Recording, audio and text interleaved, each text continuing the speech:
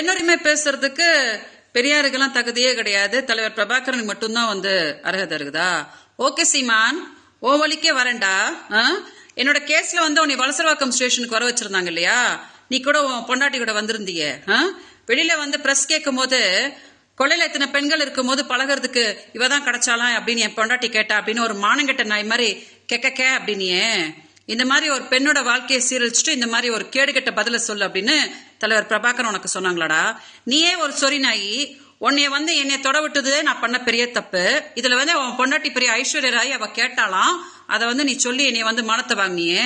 இப்படிதான் பண்ண சொல்லி தலைவர் பிரபாகரன் சொன்னாங்களா? அப்புறம் என்ன சொன்ன இன்னைக்கு பெரியார்? என்ன சொன்ன? நான் இருக்கும் போது என் பொண்டாட்டி இன்னொருத்தி கூட போறதோ தப்பு இல்லை அப்படின்னு பெரியார் சொன்ன. அப்படின்னா நீ தலைவர் பிரபாகரோட பையனா, உன் பொண்டாட்டி மருமக தானடா? நீங்க ரெண்டு பேரும் என்ன கேடுகட்ட வேலையாடா பண்ணிட்டு இருக்கீங்க? உன் பொண்டாட்டி என்னடா சொல்லிட்டு இருக்கா? நீ விஜயலட்சுமி தவிர கொள்ளையில எத்தனையோ பெண்கள் இருக்காங்க, அவங்க கூட போய் பழகு அப்படின்னு தானடா அவ சொல்லிட்டு இருக்கா. நீங்க ரெண்டு பேரும் இந்த மாதிரி ஒரு கேடுகட்ட நாயங்களா இருக்கும் போது எதுக்குடா பெரியார சொல்லிட்டு இருக்க?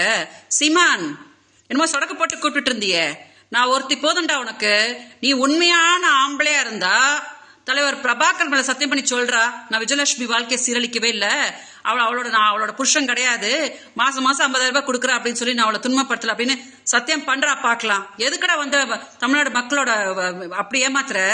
உன்னால பாதிக்கப்பட்டு நான் தான் பெங்களூர்ல இப்படி கதறிட்டு கிடக்குறேன்னு நீ நல்லாவே இருக்க மாட்டடா. தமிழ்நாடு மக்கள் ஒரு நாள் நீ செருப்பு கழட்டுன்னு அடி நடிக்க போறாங்கடா. அப்பதான் நீ அடங்க போற. தயவு செஞ்சு மீடியா அதை டெலிகாஸ்ட் பண்ணுங்க. நீ ஏன் முதல்ல ஒழுங்கு கிடையாது, அதை மறைச்சிட்டு நீ பெரியாரு அவங்க இவங்கன்னு பேசுற இல்லையா? அதுக்கு செருப்பால அடிதான் நீ வாங்க போற சீமான். கண்டிப்பா இது நடக்க போகுது.